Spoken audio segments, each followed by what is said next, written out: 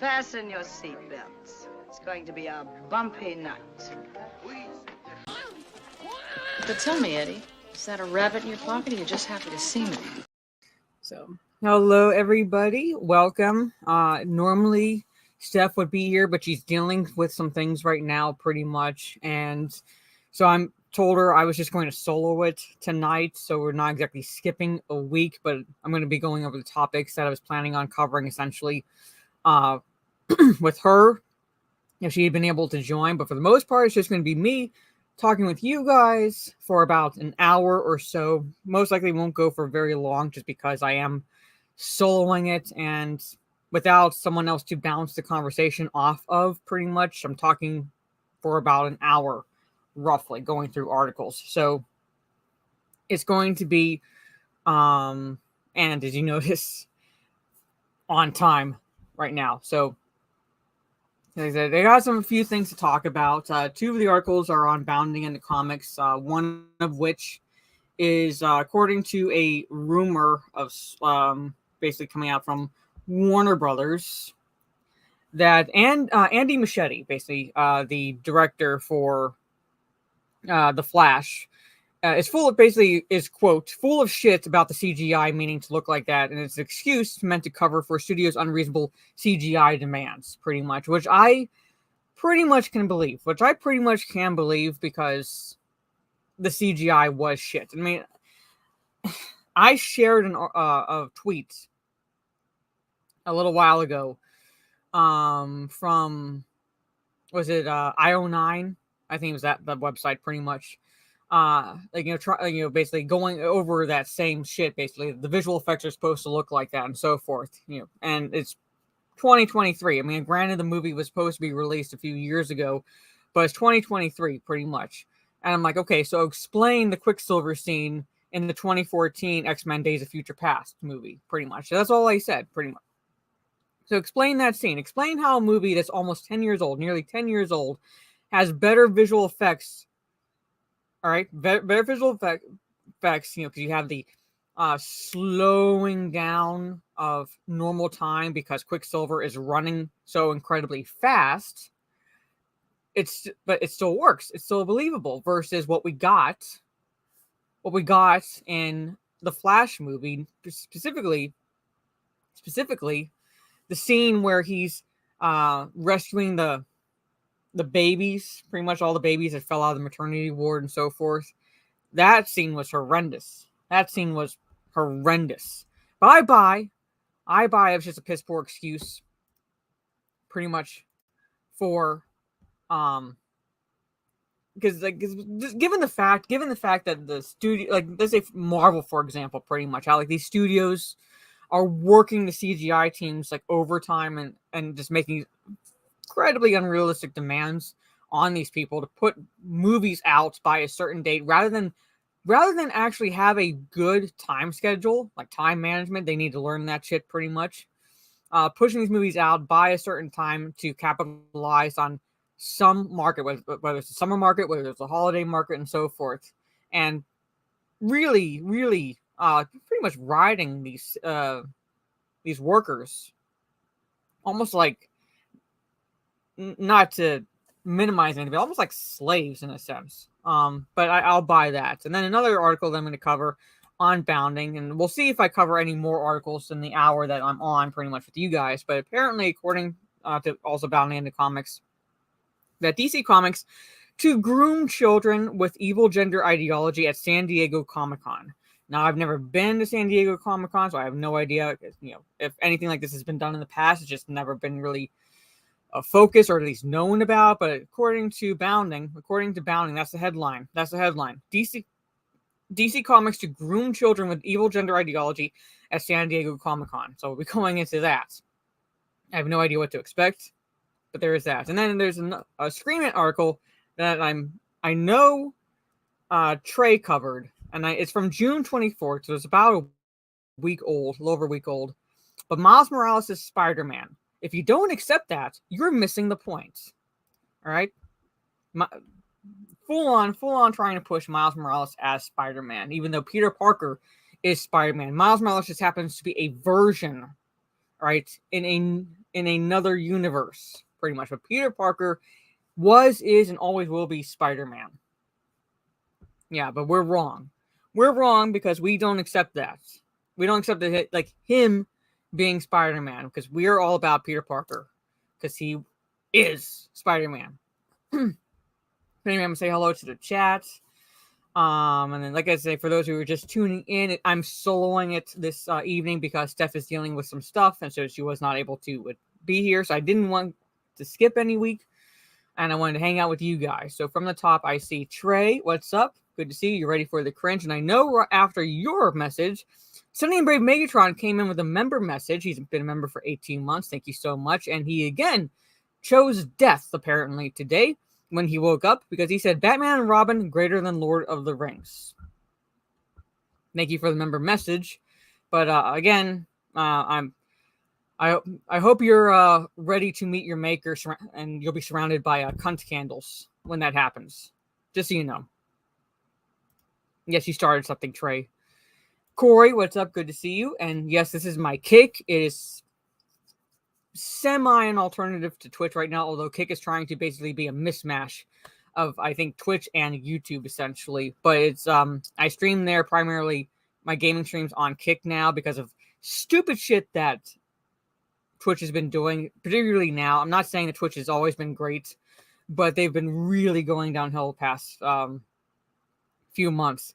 So I primarily stream over here, and I'm 4 away from hitting 200 on Kick. So very much appreciate the follow or follows over there as much. And as I rage at lies of P. Orange Hat Reviews, good evening. No, you're going back. You're going back, Megatron. After that member message, you're going back. Just so you know. Let's see. The Flash TV show had better effects, and even then, the Flash show knew what it was. Knew it didn't exactly have the budget to have stellar effects, but they didn't pretend otherwise. So I at least give them that credit. Fan 4 did it better. Yeah. Lindsay, you're done with all this woke shit. Well, apparently the woke shit isn't done. Apparently it's not done. Like my version of Spider-Man, yeah. Yeah, you started something, Trey. Wumpa Junkie says, I prefer Freddy Got Fingered. Hello, Phil. Thank you for thinking I look like $1,000,000, even though I'm tired. I'm very tired. I was at the neighborhood block party a little bit longer than I intended. But yeah. Oh yeah, see, I got a temporary tattoo.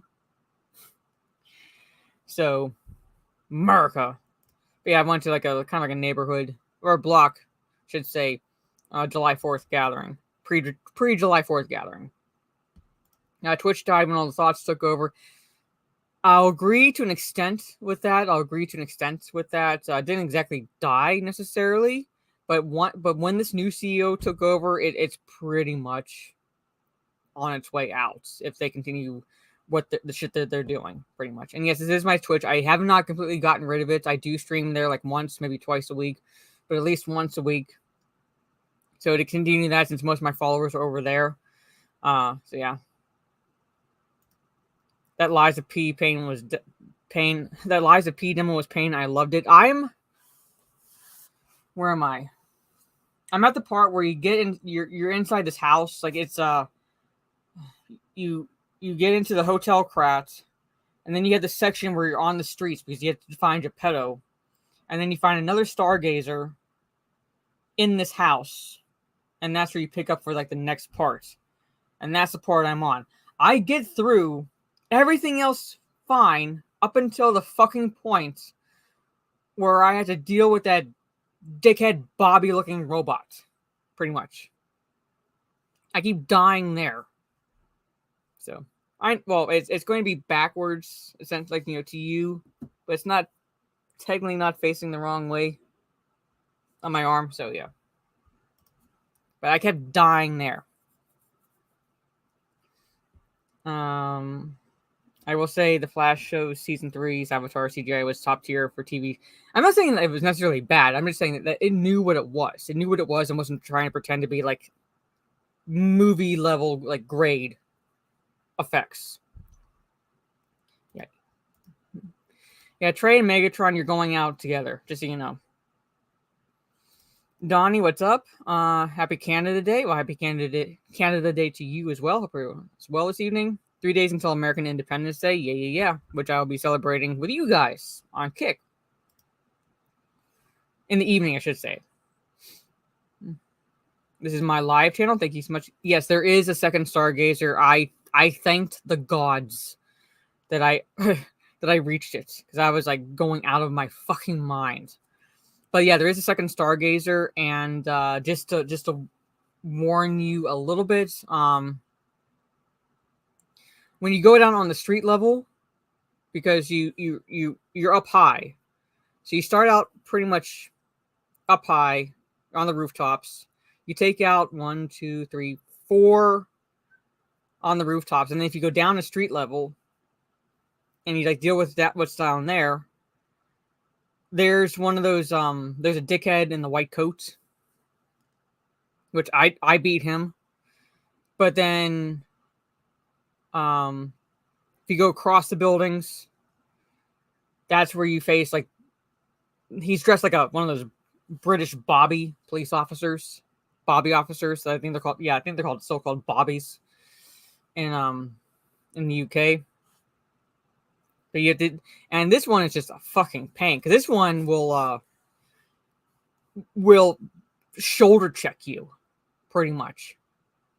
And he glows red, and he shoulder checks you just to give you an idea of what you're going to be expecting. Hello, fuck Norris. Good to see you. No, talking about Liza P. Well, in terms of the game, talking about Liza P. Steph could not make it. She's dealing with some stuff, so I'm just going to solo it for this evening. And yes, this is my Rumble. It'll be mirrored. This will be mirrored over there, so should anything happen, copyright claim bullshit, it'll be mirrored over there. So, but let's just go into. We're going to talk about the Flash article first. Talk about the Flash article first on Bounty in the Comics, because according to this title, rumor, the Flash director Andy Muschietti is full of shit. I'm waiting for these ads to load before I share the screen, about the CGI meaning to look like that, which I tend to believe, because there's no way, given what we know about what studios are demanding on visual effects, or visual effects personnel, there's no way. Right? I mean, it is an excuse meant to cover for the studio's unreasonable CGI demands.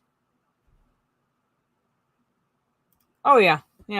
There's still a pain. Yeah. I don't know if you've dealt with these ones yet, but there are ones that will actually throw these electrical grenades at you. So I don't know if you've dealt with them yet or not, but they throw like these electrical grenades, so you gotta watch out for them.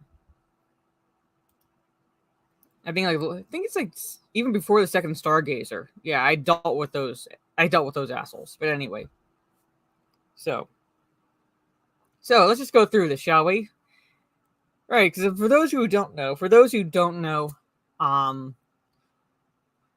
after the release of the Flash movie and people saw the movie, I saw the movie.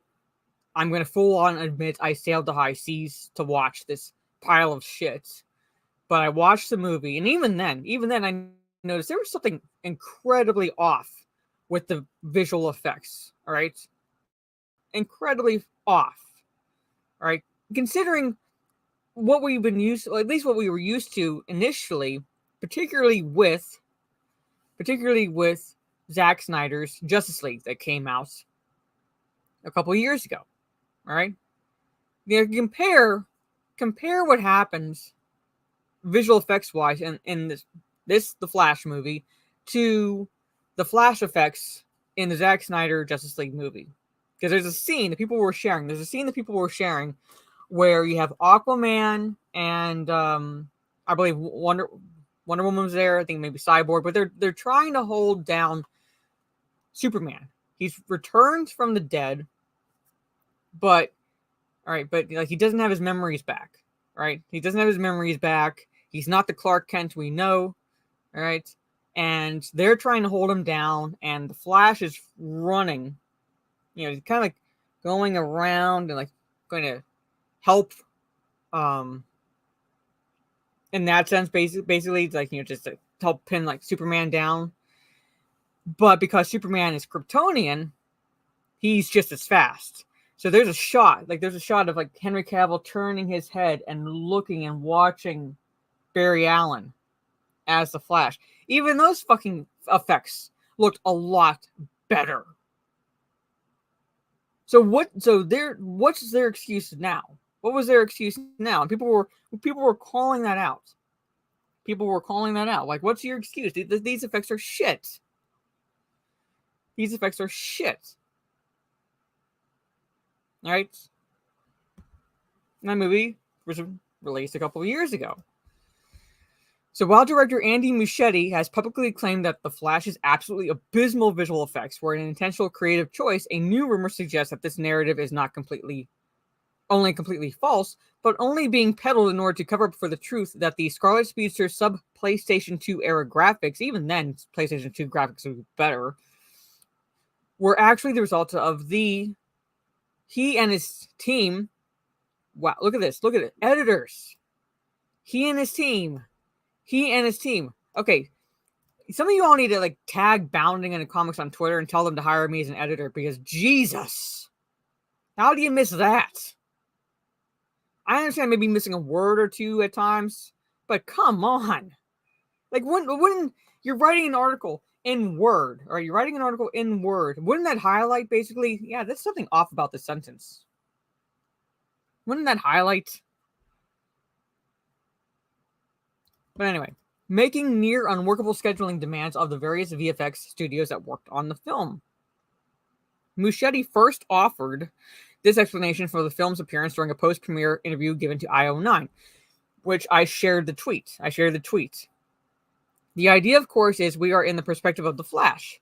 So the recently announced director of DC's upcoming The Brave and the Bold movie. Everything is distorted in terms of lights and textures. We enter this water world, which is basically being in Barry's point of view. It was part of the design, so if it looks a little weird to you, that was intended. Well, there's a way to do that without it looking like complete shit. There is a way to do it without looking like complete shit. However, according to a supposed Hollywood insider who allegedly spoke to Cosmic Book News founder and editor Matt McGloin, Muschietti is, quote, is full of shit about the CGI meaning to look like that. In reality, said the source, the Flash looked like microwave cheese because they didn't give the CGI team enough time to complete the scenes. Which I find more believable, given what we've known recently that's come out of Hollywood in terms of news about what Marvel's done with their VFX teams, what Warner Brothers is doing, what Lucasfilm has been doing, and so forth. How they've been basically pushing their VFX teams with unreasonable workloads.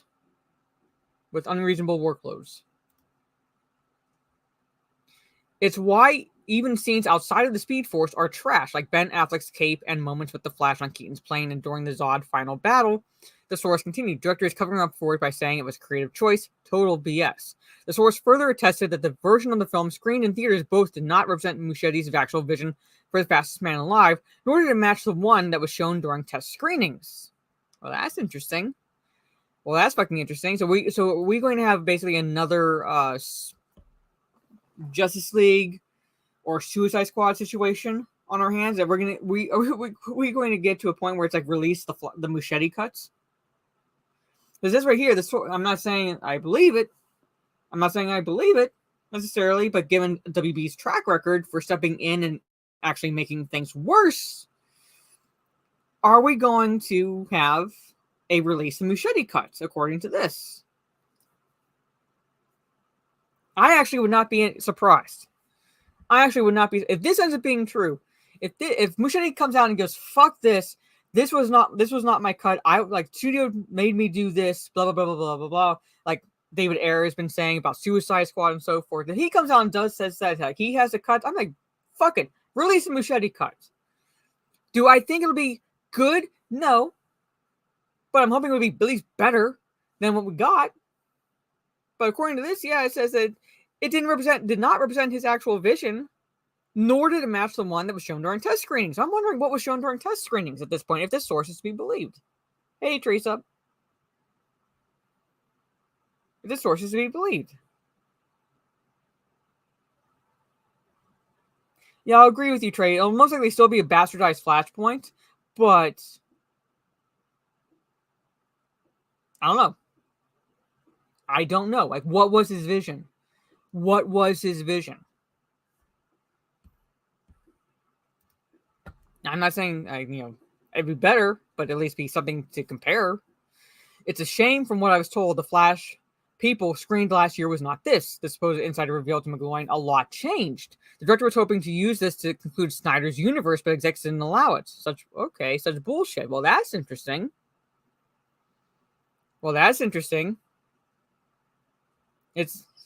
So, according to this source, again, it's a source, so take it with a grain of salt. The director was hoping to use this to conclude Snyder's universe, but execs, why? Okay, these execs are pretty much wanting the Snyderverse to go away. All right, so why wouldn't they let Muschietti conclude it? Pretty much, again, like I was saying for a while when the announcement came out that the Flash movie was going to be made and so forth.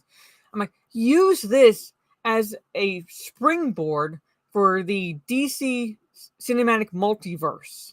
All right, use it as a springboard for the DC cinematic multiverse, because you literally can use the Flashpoint storyline to not only conclude the Snyderverse, but also open up different branches. So that way, if you wanted to, shall we say, reboot something, you would have at least a conclusion to one. That way you can reboot, as they're doing with Superman. I think it's stupid to an extent, but they could do it. They could do it and have that little verse, and then have another branch of that little verse, and so forth. They could have adapted the Flashpoint storyline, and that would have created the multiverse. So, I'm just saying.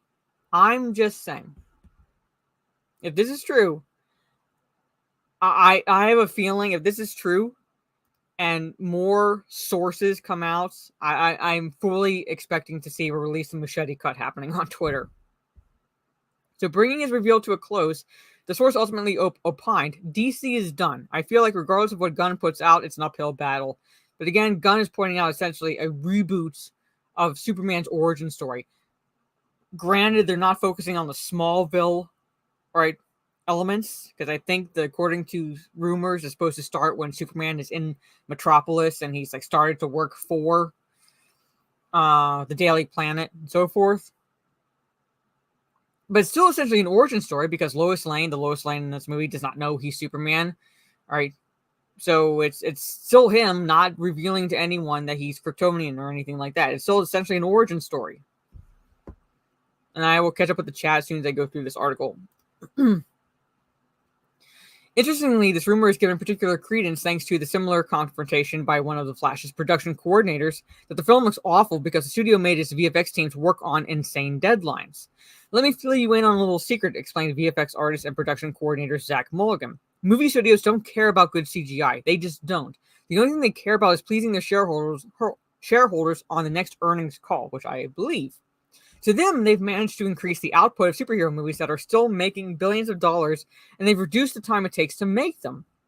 He further detailed, studios could easily space out their projects to give these super talented and hardworking VFX artists more time to work on the film, but that's just not in the best interest of the shareholders. Instead, they increase the pressure on these artists to deliver faster and faster results, no pun intended.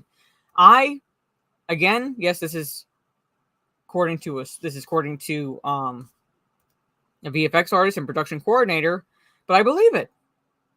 I actually believe this guy. Because just look at the Flash movie. Look at it. When you're putting out this many projects with shorter turnarounds, how do you misspell turn? Turnarounds, the VFX will always look worse, Mulligan concluded. So if it looks like a VFX shot in the Flash was made in a week, it's probably because it was. Unfortunately for DC, whether or not Muschietti is telling the truth or covering up for the Hollywood's ineptitude does nothing to change the fact that the version of The Flash screened for the public will go down in history as one of cinema's greatest CGI failures, and that is also sadly true. That is also sadly true. But I believe it. Given what I've seen from Hollywood, given what everything else has come out about other studios, I believe it. Especially when it comes to superhero movies and even Star Wars films, because they're basically wanting to churn this shit out, pump it out. One a year. Sometimes more a year, pretty much. So you're not giving these people enough time, especially when it's a big budget production. They need time to work on it, to smooth out the roughness of the effects. But I believe, hey, these studios are basically greedy fucks. They are greedy fucks. So that's been a problem on the Marvel side, so I believe it here. Yeah. Marvel, Lucasfilm, now Warner Brothers. Arrowverse did Flashpoint better than the DCEU. Flashpoint is literally there. The storyline is literally there. It pretty much, if you properly adapt the Flashpoint storyline, it's like printing money at that point. Because that's what we thought we would be getting when they said they were going to, it was going to be the Flashpoint. Like, oh, Thomas Wayne, Batman, Martha Wayne, Joker, Atlanteans, and Amazons at war with each other. Nope, we get the Big Lebowski version of the Batman and Michael Keaton's character. His version. We literally get the Big Lebowski. When we're first reintroduced to Keaton's Batman. What?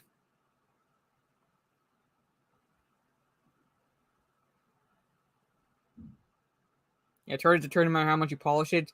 I agree, but I'm saying I'm just curious. I'm curious. Saw this tweet that said Cavill prefers the theater version of the Justice League over the Snyder cuts. Who said that? I was curious who said that. Hey, Darth Gutierrez. And Mr. Bentham, what's up? A legit Flashpoint could have ended the Snyderverse, because Warner Brothers is pretty much wanting to done with that. So they could have done it. They literally could have let Muschietti conclude the Snyderverse, and that way, pretty much, that would be out of their hair, and they could move on and do whatever shit they wanted to do. I don't. Yeah, Zaslav is saving Warner Brothers. Gunn is saving Warner Brothers. Bull fucking shit. Now, granted, I know it wasn't exactly Zaslav who made the decisions, because he didn't take over until relatively more recently, but at the same time, it's like, come on.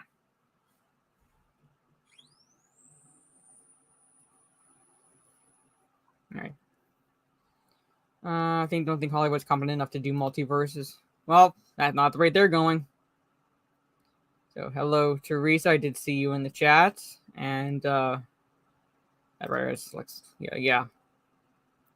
Well, hopefully one day, but not this day, apparently. Hey, Gaming, good to see you. Imagine that ending with the letter from Thomas Wayne to Bruce. Not a dry eye in the theater. I would say not a dry eye in the theater. $5 super chat from Mr. Bentham. Thank you so much. There is a way to release movies consistently and give these guys enough time to do it right, but that would require to plan ahead, and there is no plan. Yes, there is no plan. Like, WB is proof of that. Lucasfilm is proof of that. Even fucking Marvel's proof of that, because they've been screwing over their own fucking canon they set up. They have continuity errors galore. But it's Marvel, so we're going to clap like seals. Anyway. Well, see, there is a different version of Bruce Wayne they could have shown. I'm not saying in this movie, but they could show, and that is old man Bruce Wayne, pretty much. Bruce Wayne, really in his prime. Read, the Dark Knight. That is Bruce Wayne in his prime. All right, there's even... Green Arrow even makes an appearance. And Green Arrow in this storyline, all right, he is one-armed, but they managed to make Green Arrow a fucking badass. But that is old man Bruce Wayne. Old man Bruce Wayne. He's older. All right, he's not necessarily as agile as he used to be when he was younger, but he can still take on the bad guys. That's a version we haven't seen in live action necessarily. I mean, technically, Ben Affleck is closer to that version than, say, Bale or even Keaton was, or any other version of Batman. Well, maybe Clooney was technically considered close, but Affleck is most like of the ones closer to that. But show old man Bruce Wayne. He still has it. He still has it. That storyline. Source material is there. They have decades worth. Yeah. But Mara, James Gunn did some movies we like, so you can run the studio. Yeah. Old Bruce would still be working at Wayne Enterprises even if retired. That's another thing. Like not dwelling on what happened in the Flash, but that's something else that didn't make any sense. Yeah, crime went down in Gotham. There's pretty much was no crime, according to when we were reintroduced to Keaton's Batman. But you're saying that he wouldn't still be running Wayne Enterprises? You're saying that he still would not be philanthropic? Like he would basically just say, "Oh well, there's no crime, so I guess I'm gonna make myself a hermit." That makes absolutely no fucking sense. But I will be right back, folks. I have to handle this, so I have to handle something, so bear with me. I will be fast. So, I'll just scroll this up so you can look at Ezra Miller, and I'll be right back. Give me just a little bit.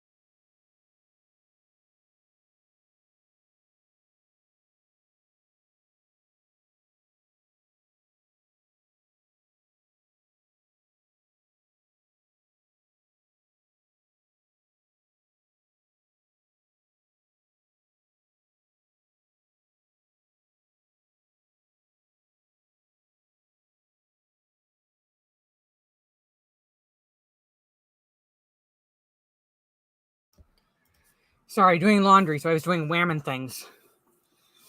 All right. Exactly. They could add Batman Beyond. Older Bruce Wayne. and introduce Terry McGinnis. So, yeah.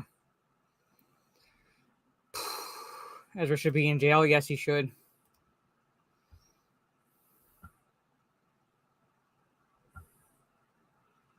Isn't Terry McGinnis like half Asian? I thought Terry McGinnis was half Asian.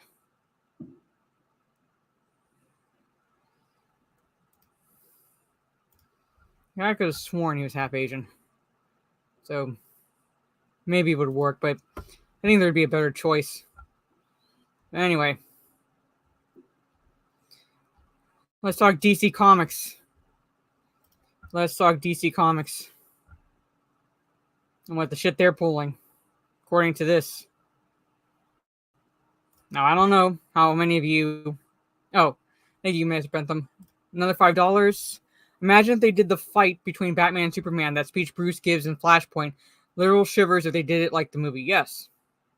I'm saying like adapting these storylines pretty much is like printing money.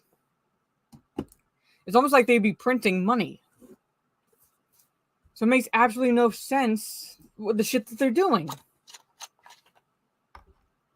Hello, Hound. Good to see you.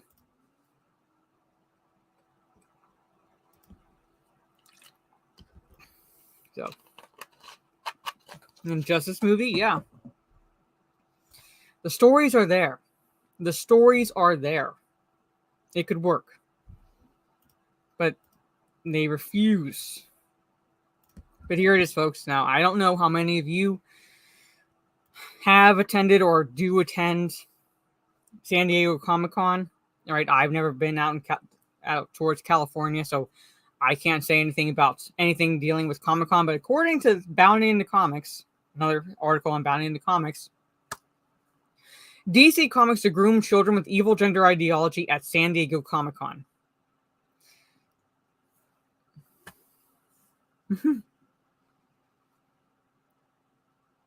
These companies, I feel, need to essentially, metaphorically, be burned to the ground. So hopefully someone can take over who respects what came before and appreciates the fans. Because we're sure as fuck not getting that. So, DC Comics plans to target and groom children with the objectively evil gender ideology during the company's appearance at the upcoming San Diego Comic-Con. God, that fucking artwork is just, oh my god, gone so fucking downhill. Jesus Christ. In a press release outlining the company's plans for San Diego Comic-Con, DC revealed they will have a presentation called DC Books for Young Readers on Sunday, July 23rd from 11:15 to 12:15 p.m. This presentation will feature, quote, some of the creators behind the publisher's popular middle grade and young adult graphic novels with exciting announcements about titles arriving soon. Dear Christ. The presentation will feature Wyatt Benjamin Maines, a man who pretends to be a woman and calls himself Nicole Maines. DC heavily promoted Maines by having him play the character Dreamer, aka Nia Null, in the CW Supergirl series, and more recently in the final season of The Flash. Maines has gone on to write a number of stories for DC Comics. We're going to hell in a handbasket.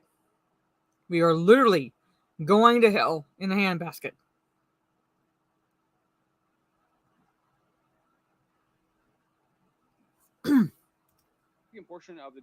Shut up. The company will be publishing an upcoming graphic novel by Maines titled Bad Dream, A Dreamer's Story. This is the book that Maines will showcase at San Diego Comic-Con, and one he confirms is pushing gender ideology on children through allegory. Maines previously discussed the graphic novel with IGN. Without revealing too much, there's a direct link between the alien communities and the queer communities, especially in Metropolis. They're both groups that people make unjust presumptions about and make assumptions.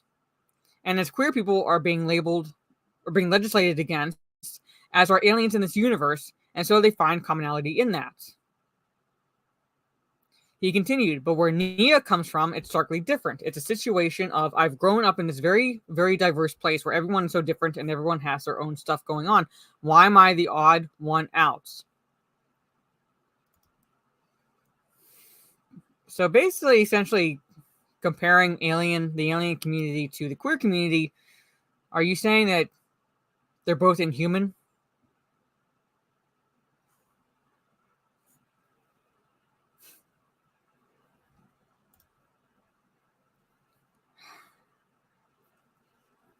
Look at that. Look at that. Holy fuck. Where do these people study?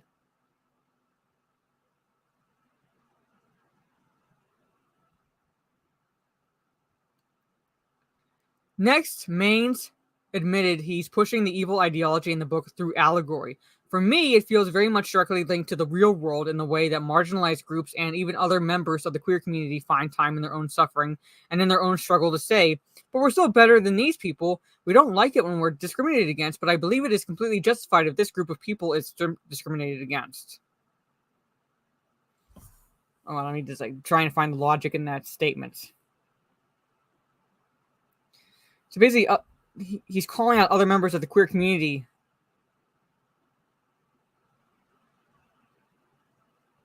Okay.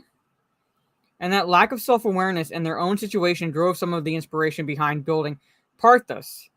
So he's calling out essentially the queer community as well because they have their lack of self-awareness. So if they don't, they don't goose step to this gender ideology, or if they don't believe in this inane bullshit that people like this Maines is peddling, they lack self-awareness, according to this. So they need to be taught. They need to be better.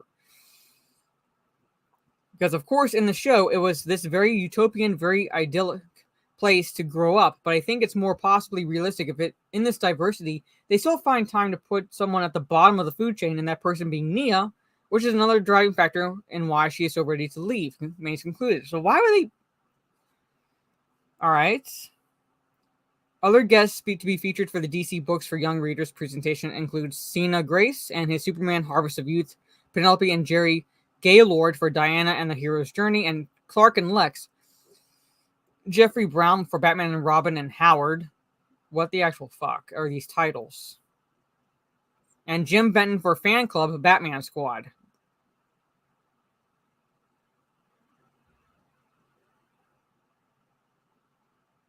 Did I just read that right? The Diana and the Hero's Journey book also appears to be pushing recent government propaganda that children do not belong to their parents. The official description on Penguin Random House website states, "It takes a village to raise a warrior, and the Amazons have a lot on their hands with Diana. Can she harness the power of truth and community to become the hero we know as Wonder Woman?" They are literally taking a quote, I believe, from the devil in the blue pantsuit, Hillary Clinton. Because she said, didn't she say it takes a village to raise a child? No. It takes the parents to raise the child.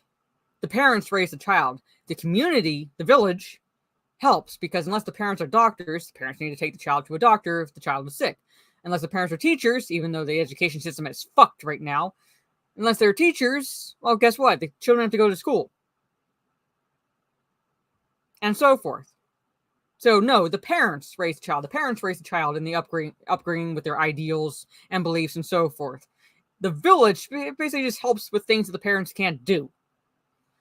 So they were literally quoting the devil in the blue pantsuit here.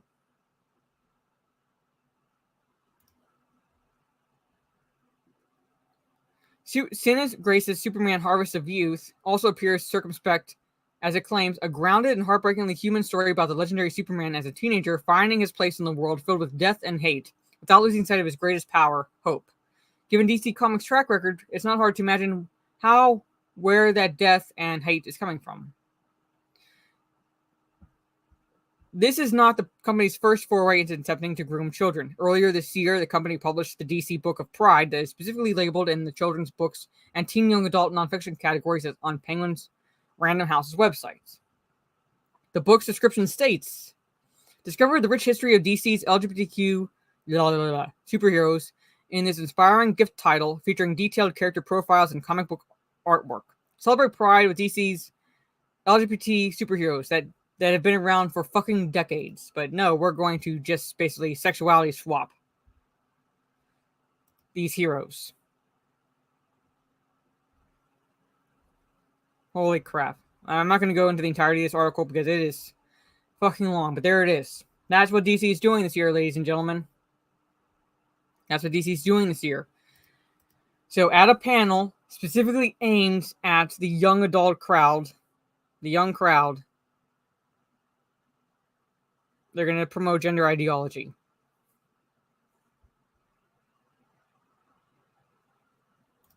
Jeremy Guinness is half Irish. His mother is a redhead. Also, it's in his surname. Yeah, but like I thought he was like also half Asian as well. So yeah.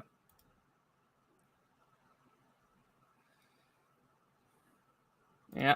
Leave the children alone. Yes, LGBT should be, wouldn't necessarily say delegalized, but that, like for such an oppressed group, they have this oppressed group has a fucking month to celebrate. Go fucking figure. Go fucking figure. Yeah, I forgot they did that shit too. Gonna push as far and forth right now, yeah. Oh yeah, I'm not Starfire. That shit, I remember that. Even DeviantArt would be embarrassed for that art. Yeah, pretty much. Hey, Revenge of the Nether Realm. Good to see you. Good to see you, everyone. So, I will disagree slightly. I don't use the word liberal because leftists have co-opted and like commandeered that word. Because if you're classically liberal, you're not leftist. The leftists, like the extreme leftists, weirdos, they're the ones that are like doing this to the country. But they commandeered the liberal term. So yeah. They commandeered the liberal term. They are not liberal, not even in the fucking slightest. And they also commandeered the word progressive, and they're not progressive in the fucking slightest either.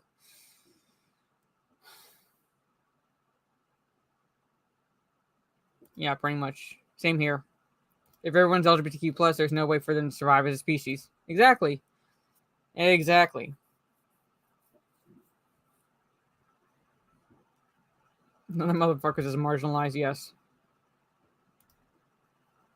There's no such thing, yeah.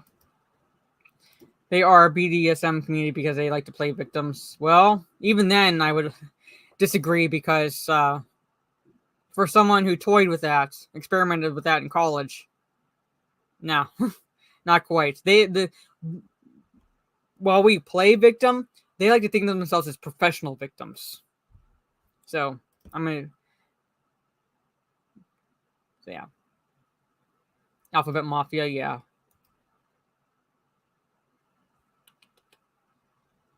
So I'm catching up with the chat. How's the Superman? I don't know. Yep. So I know Soul Assassin's here. I think I saw someone say hi to him. Soul Assassin, hello. That politic line in the sand keeps getting moved. Yeah, pretty much. Sinister looking kid, leftoids, yeah. It's gone way past being an ideology. It's a religion, yeah. It pretty much has. It's become a religion. Yeah, pretty much. Sorry. Yeah, I'm saying they've co-opted that word. So classical liberals, right, are completely different from what the leftists are spouting. There's nothing liberal about the progressives running this country into the ground. Yes. Didn't know you once had to think. I'm saying, like, I'm just saying, we play victim. They like to think of themselves as professional victims. All right, but that's what DC's doing. Or at least what they're planning on doing at the San Diego Comic-Con. So.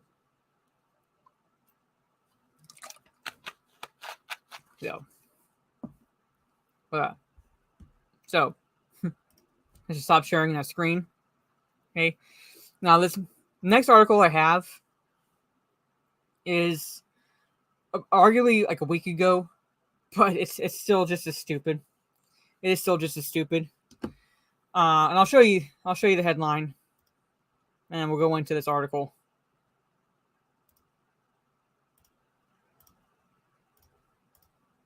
All right, so for those of you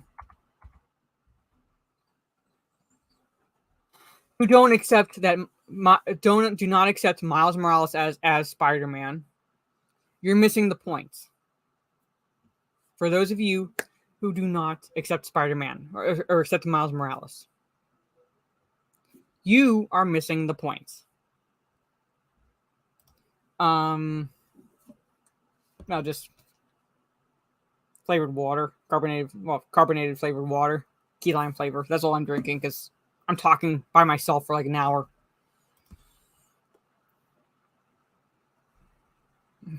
I'm a monarchist and my king is the aristocratic utensil. Pretty much. Yeah, check out Trey's channel because he has Screen Rant as gay videos and he covered this. He sent it to me, but he covered it as well. So, even his action figure says Miles Morales, not Spider-Man. Yeah. I do not accept the black actress as Ariel. I do not miss anything. Yes. So, you're welcome, Trey. But here it is. So, let's just go into why are we missing the point according to Screen Rants? To answer your question, Dr. Gutierrez, no. I'm not planning on watching the new indie movie. For me, personally, Indiana Jones ends with Last Crusade. Indiana Jones ends with Last Crusade.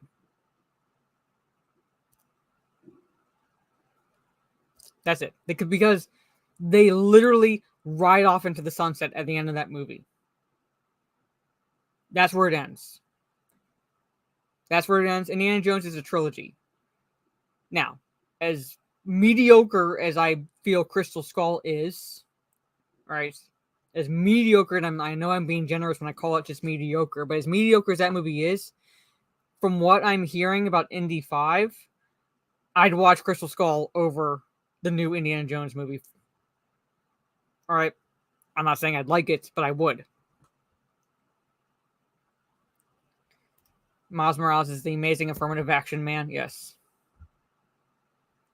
Even Crystal Skull gives him a better ending than this. Even then, yes. Even then, because... Okay, spoiler alert for those who have not seen Crystal Skull. He marries Marion. Basically. So she's his love. And then they like completely fuck it all over in the new Indiana Jones movie, apparently. But anyway. So Across the Spider-Verse once again proves that Miles Morales is as deserving of the Spider-Man name as Peter Parker. And those against that are wrong. Again, before I go into this article, I will reiterate. Peter Parker was, is, and always will be Spider-Man. He is Spider-Man. Miles Morales is Miles Morales.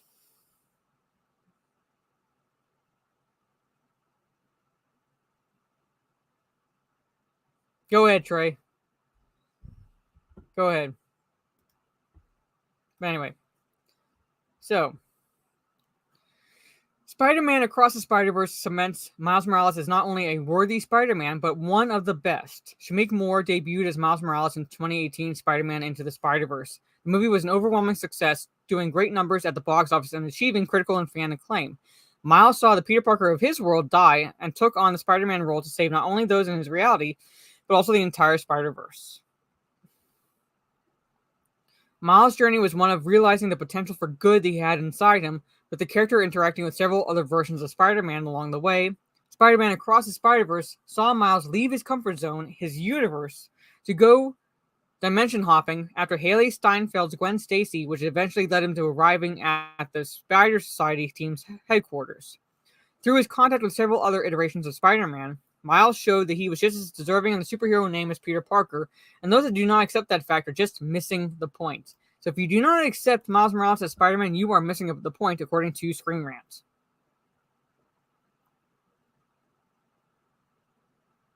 You are missing the point.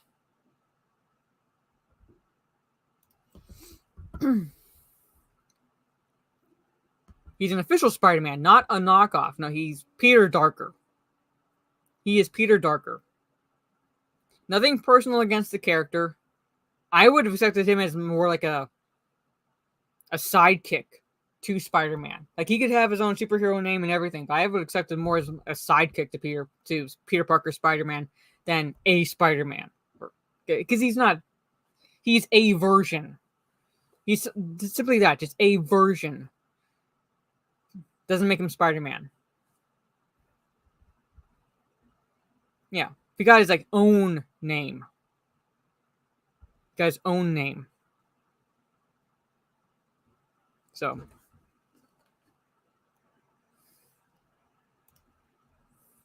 the Spider-Verse animated franchise has introduced many different versions of the hero, with Spider-Man Across the Spider-Verse's variants being too many to count. Across both movies and the franchise, it became clear how Miles was special among the other multiverse Spider-Man. Many of the versions of the hero from all over the Spider-Verse have names that include variations of Peter Parker's iconic title, such as Spider-Man Noir, Spider-Punk, Spider-Ham, Spider-Woman, and Spider-Man 2099. While that is the case for most multiverse Spider-Man, Miles Morales escapes the rule simply being called Spider-Man. He commandeers the name. Miles became the only Spider-Man in his universe after the death of Chris Pine's Peter Parker at the start of Spider-Man Into the Spider-Verse. While there's a subset of people who have seen the movies saying that Miles is a knockoff Spider-Man, he is. That could not be further from the truth. After his world's Peter died, Miles went through a bout of insecurity over whether he was worthy of the Spider-Man title. Doesn't mean he's Spider-Man. He should not have taken the title. He should have taken his own name, created his own name. But yeah, he just took the title. That's like, he took the name as if it were a title. It's not a title. It is not a title. That's the name. That's the superhero name that Peter Parker chose. Now, if Miles Morales had taken over as hero of that universe, all right, that multiverse, and he came up with his own name, fine. Then he's his own character. He's not Spider-Man. He just took the name. That's why people have a problem. Like, part of the reason why people have a problem with that. Because he's not his own person. Yes, he went through bouts of insecurities and things like that, but whether or not... that's fine. All right? Go through bouts of insecurities about whether or not he could actually be the hero for the city. But come up with your own fucking name. Instead, he basically just commandeered Peter Parker's name, the superhero name, downing himself as much as those who hate him on the internet do. Through the help of Steinfeld's Gwen Stacy, Jake Johnson's Peter B. Parker, and experiences through the Spider-Verse, Miles realized that he truly was Spider-Man. No, that he realized he was a hero. All right? He had to learn painful lessons, but he was a hero. Not that he's Spider-Man. That's not a title. Right? That's not a title. That's the superhero moniker that Peter Parker assumed. Just like Batman is the superhero moniker Bruce Wayne assumed. All right? Just because members of the Bat family take over whenever Bruce Wayne is unable to protect Gotham does not mean that they become themselves Batman, because it's not a title that is passed down. It is not a title that is passed down. Again, I would be more accepting. I wouldn't necessarily say I would like the character, but I would be more accepting of the character if he became his own, literally his own character, came up with his own superhero name, and so forth. But he just, oh, well, I'm Spider-Man now. What? Miles being Spider-Man is the point of Into and Across the Spider-Verse. So Miles' journey across both Spider-Verse films is one of realizing his true potential and accepting himself as worthy of being Spider-Man, which is why those who think he is simply a knockoff version of the hero, which he is, are completely missing the franchise's point. Spider-Man Into the Spider-Verse perfectly represented the sentiment that anyone can wear the mask. No, not anyone can wear the mask. With Stan Lee's character telling Miles that the Spider-Man suit always fits eventually, which I thought was stupid. That was like, I did enjoy Into the Spider-Verse, but I thought that line was stupid. Because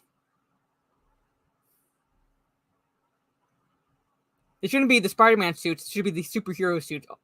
Suit always fits eventually. Meaning that eventually Miles Morales would come into his own as his own, right, hero. When I say that, I mean like his own name, his own outfit, right, his abilities and so forth. So Spider-Man Across the Spider-Verse sees Miles finally leave any doubt behind as the character stops seeking validation from Oscar Isaac's Miguel O'Hara, who says he does not belong, and the other Spider-Man going against the Spider Society and even his friends to do what he believes is right. Well, there's a reason why Miguel O'Hara says he does not belong, and I have to go into spoilers to discuss that. But there's a reason why Miguel O'Hara says he doesn't belong, and heavily involves canon, a little thing that both DC and Marvel fail to comprehend. So, because canon, Peter Parker is Spider-Man.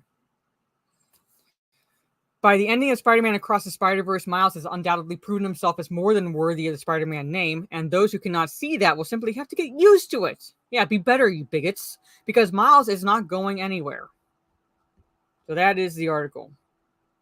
So be better, bigots. Essentially what this article is. Because we do not accept Miles Morales as Spider-Man because he should not be Spider-Man. He should be his own fucking character.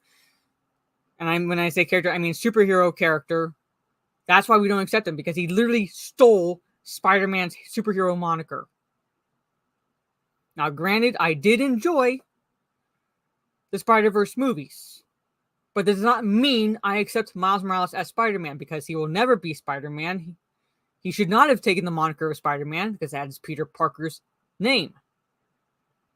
Like, wouldn't it be fucking confusing, all right, considering that in Miles Morales' universe, Peter Parker does die, all right, and Mary Jane Watson, is burying her husband, whom she knows as Spider-Man, and there's another Spider-Man web-slinging his way through the city. Wouldn't that be a little fucking confusing? Like, really, wouldn't that be fucking confusing? Like, okay, so what? Like, we just call ourselves anything now? Pretty much? Terry McGinnis went through a hero's journey to become Batman, wasn't given to him. Yeah. The Dark Spider, yes. So, if anything, the movie was setting up Miles as his own man. Yes. Then yeah. What I would do is I would take Arachnid and Kid and combine it into Arachnid.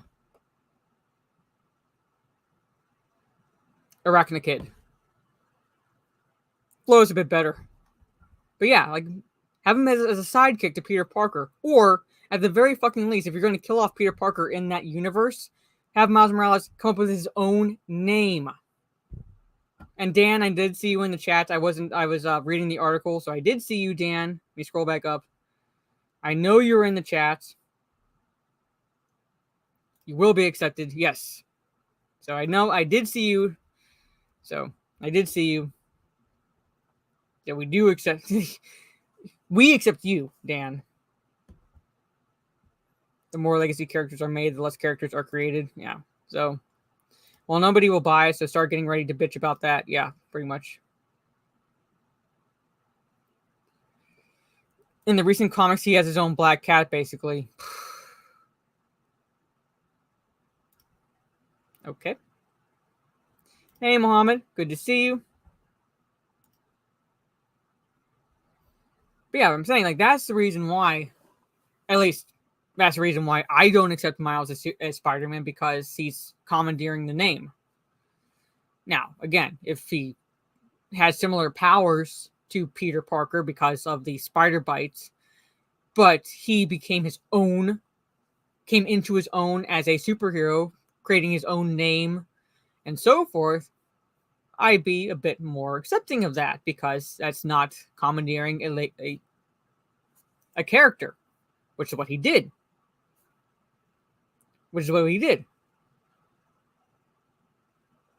Like, I know, even with the new name, it'd still be lazy, but at least he wouldn't be commandeering the Spider-Man name. We wouldn't be having this discussion about, is of Miles Morales being Spider-Man, because most people were like myself and Trey and so forth, you guys in chat are like, no, he's not Spider-Man. He's not Spider-Man. So, yeah, I've never been a fan of Spider-Gwen either. What's your name? Black Coffee. Yeah. Yes, you have been accepted. You have been accepted. All right. That's I can only speak for myself, but that's the reason why I do not accept him as Spider-Man, because he's not Spider-Man. You just took the name. Peter Parker is Spider-Man. The Abomination. Yes, he'll always be sloppy seconds. Yes. Peter Parker was, is, and always will be Spider-Man. But let's end. We go on to the back on the Bounty in the comics. Let's end like a little bit more on a positive note. So you have the craziness, retardation that is DC Comics and the Flash movie. Then you have the retardation from Screen Rants. Let's talk about something a little bit more positive coming out of Hollywood. Real fast. Mantles are retarded. Yes, they are. Very much so.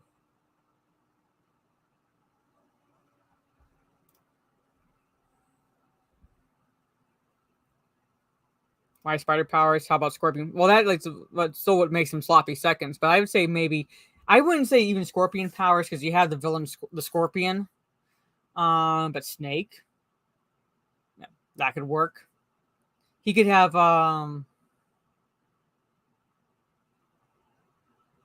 there's plenty. Like, I mean, I'm not a zoologist or insectologist or anything like that, but I'm sure there's plenty in the animal kingdom of like what he could like abilities that he could like mimic from either animals or insects.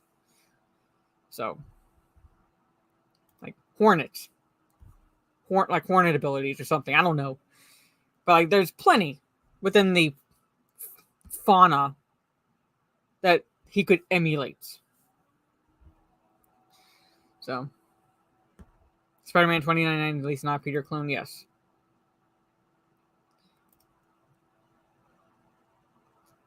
So that's $1 million question, Mr. Bentham. But here it is. And a little bit on the positive note, these fucking ads.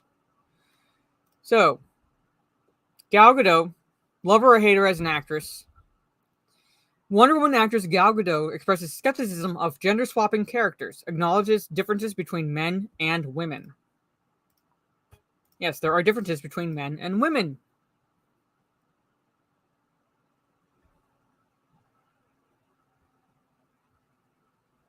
Evolutionarily, physically, there are differences between men and women.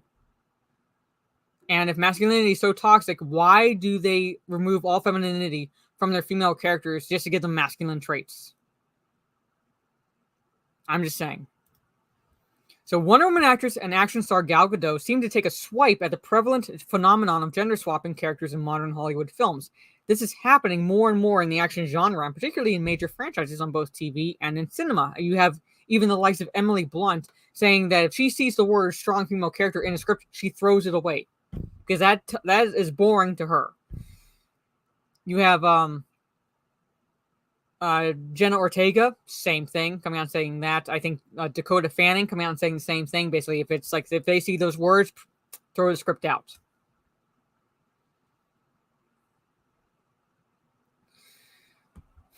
Gadot, to her credit, has largely avoided this trend by seeking out original badass roles. Beyond playing the ultimate original trailblazing strong heroine in Diana Prince, the model-turned-actress has held her own in the Fast series and in Netflix's Red Notice. She continues her working arrangement with the streaming powerhouse in the new thriller Heart of Stone, which carries on her search for tough female roles that don't require changes to an existing story. I wanted to show a great story about a female character who is doing it in the action genre, right? She is thriving, but at the same time, how many times have they switched gender? She explained to Total Film via the site Hollywood in Toto, questioning the practice and leaning into the befuddlement of it all. They take a story that is all about the men and they just change it to a woman and then go shoot it, she continued. As she did, she acknowledged differences between the genders.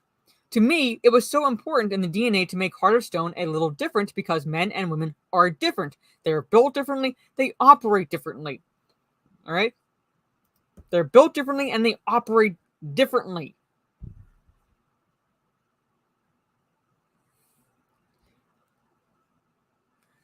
Twitter cancellation in 3, 2, 1.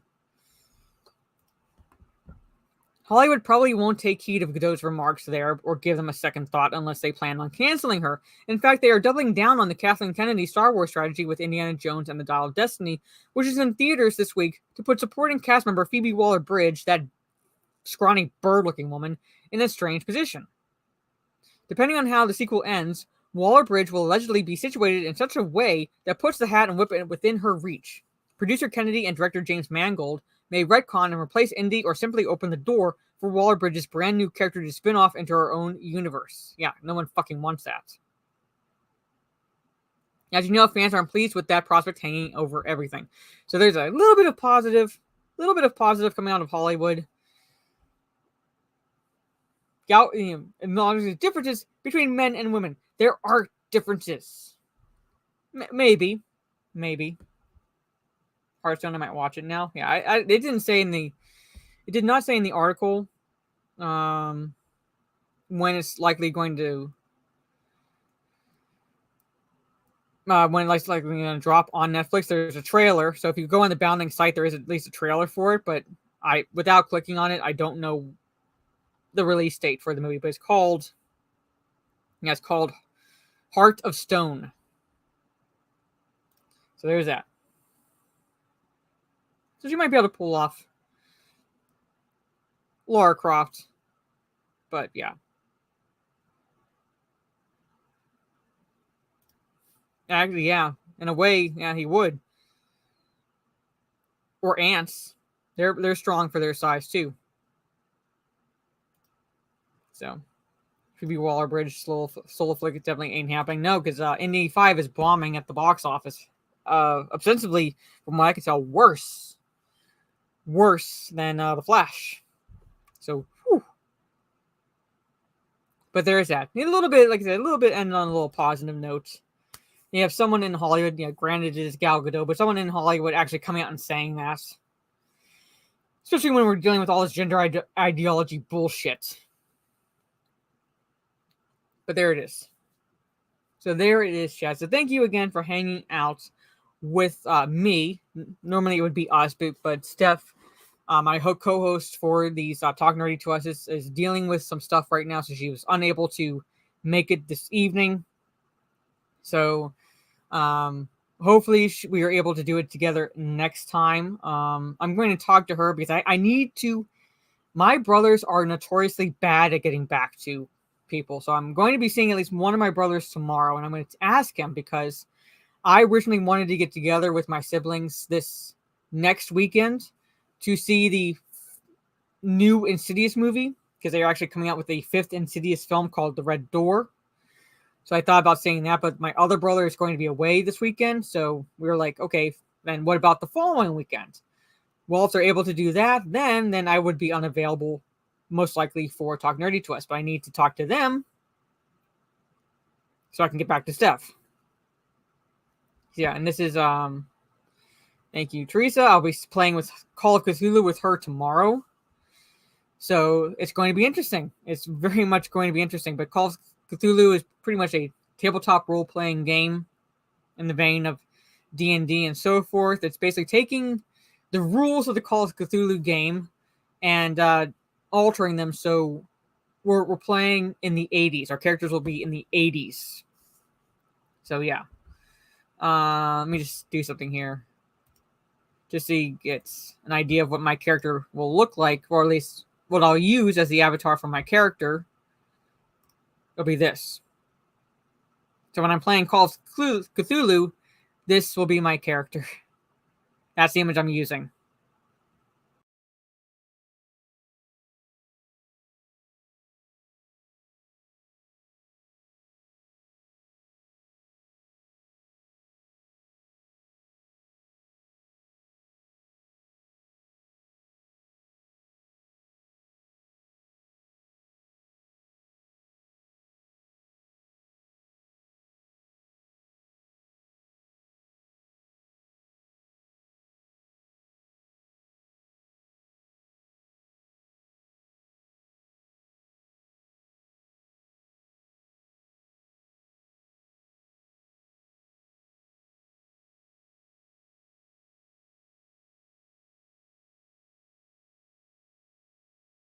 I got kicked.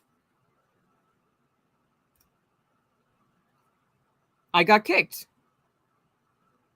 I did not click leave studio or anything. Okay, that's weird, StreamYard, you little bastards. Okay. Okay. But anyway, I'm not sure how much you heard, so I'll just like repeat what I was saying. But Throne is essentially akin to an Amazon wish list. Where like you could have like, you know, again, a wish list of items that like if people so choose to send you, they can, but it'll keep your information and the information of the sender private, so you don't have to worry about going out and getting a separate PO box or anything like that. That's what Throne is. I do have some items on my Amazon wish list to include, Teresa, if you're still in the chat, Lord of the Rings chess set, which I found on Throne. And it was like, oh, that's cool. That's cool. I need to have that in my life, pretty much. But again, not expecting anybody to do anything, but that's what Throne is. That's what Throne is. So that's my wish list link there. This is my kick. I will be live tomorrow playing some more of the Spider-Man game. So here, I'll just show you guys. This like perspective of what's on my wish list. I'm just saying what it'll take once this loads, because my internet decides to be.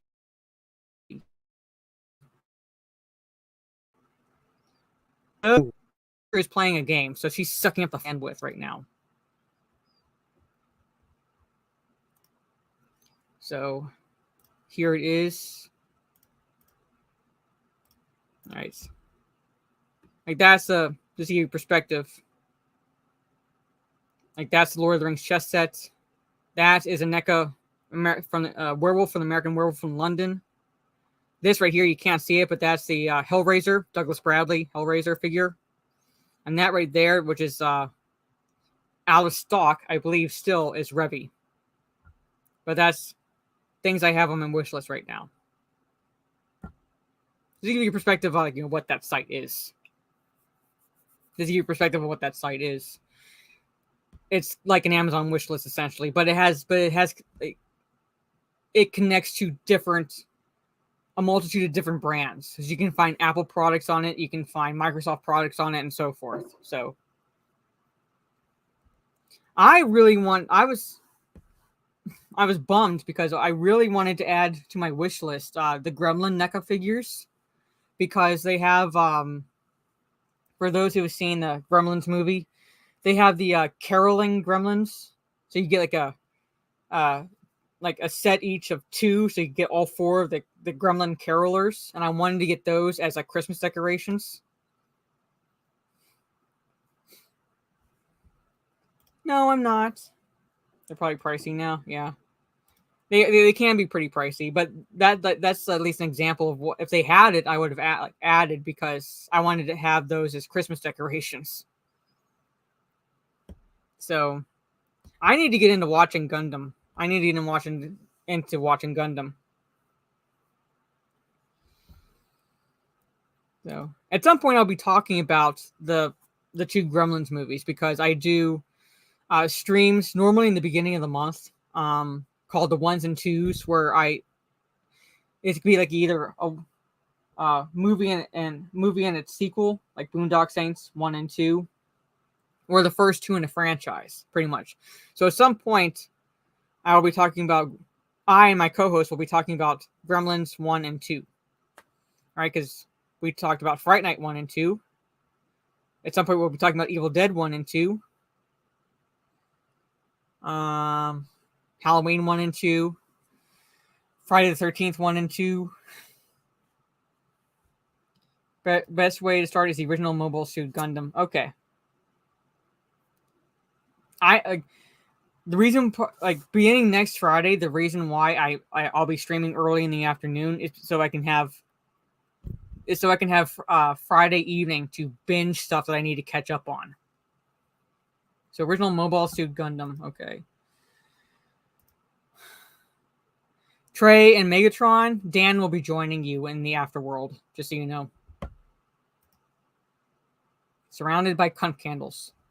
Yes, I did. We talked Terminator 1 and 2. We talked Alien and Aliens. We talked Predator 1 and 2. Yeah. So, at least the first is a Christmas movie, yes. So, actually, I might save the Gremlins movie, so at least the first one for the 1s and 2s in December, because technically the first is a Christmas movie. I mean, the first is a Christmas movie. No, I have not read any of the manga yet. I did watch the series, and as well as the Roberta's Blood Trail. So I watched that as well.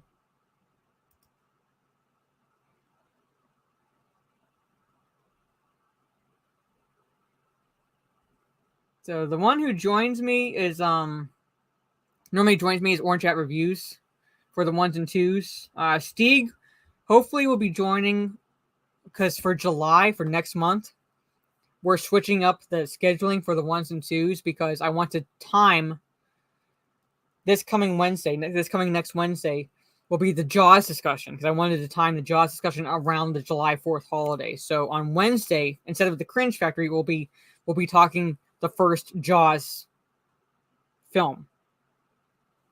So we'll be talking about the first Jaws film. But there are plenty of 1s and 2s. We talked RoboCop 1 and 2. We already talked that. We can discuss possibly do that. Someone in the chat suggested Escape from New York and Escape from LA. As possibilities. So yeah, but next Wednesday, this coming Wednesday, will be Jaws. So you have until 8 p.m. on Wednesday, Eastern, to watch the first Jaws film. So we'll be talking about that. So hopefully, it'll be a blast conversation. So, not. I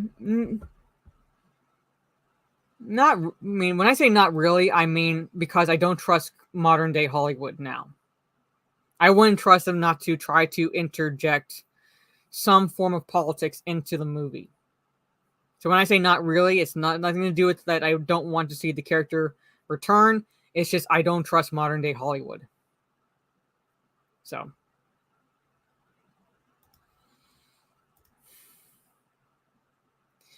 Trey, you won't be going out first. Megatron will be. Yeah, I could do Jeepers Creepers 1 and 2. There's so many. There's so many 1s and 2s out there that we can talk. I see Ben's Brother of the Fly 1 and 2. There's so many. We have plenty to for months to come for 1s and 2 streams. But anyway, thank you all because I've been talking pretty much for almost an hour and a half by myself. So I'll be talking. I'll be streaming tomorrow, playing. I'm almost done with the Spider-Man game. I have about 14% left to complete. So I'll be doing that, going through that. And then, all right, as I told Boss Hog, because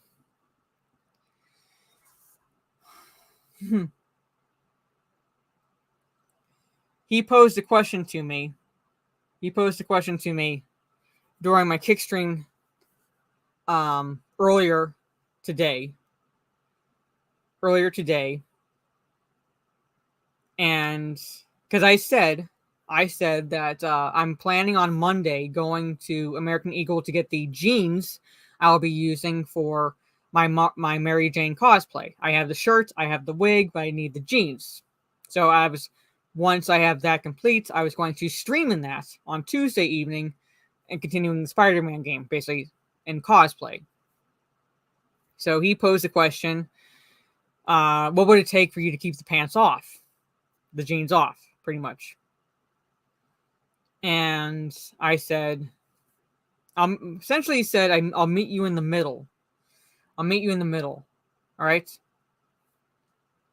If I get gifted or I reach somehow 15 more subs to reach an even 60 by Tuesday evening on Kick, mind you, on Kick, I will stream in the shirt, the wig, and I'll have my American flag bikini bottoms on. So, I'm right now at 45 subs. I will need 15 to reach 60. I do that by Tuesday evening. I don't have contacts, and I don't know. I'd have to see about freckles, but the wig, I pull off the wig at least.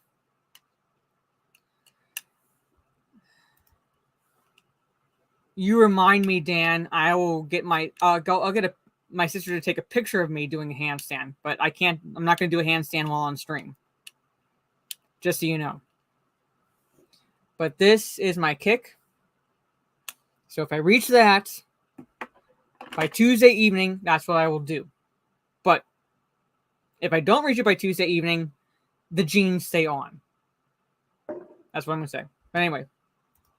So thank you, everyone, since I've been going for almost an hour and a half, and I pretty much want to just relax and especially rest my voice. I will see you all tomorrow. I will see you all tomorrow with most likely another this one time in D&D story. Tomorrow evening when I go live to play Spider-Man. So have a good rest of your day or evening, depending on where you are in the world. And yes, Gollum did kill a studio. And I will see you all next time. Peace.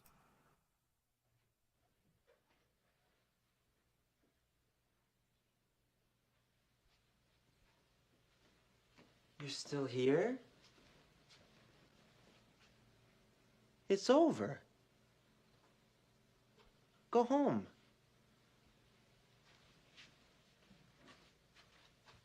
Go.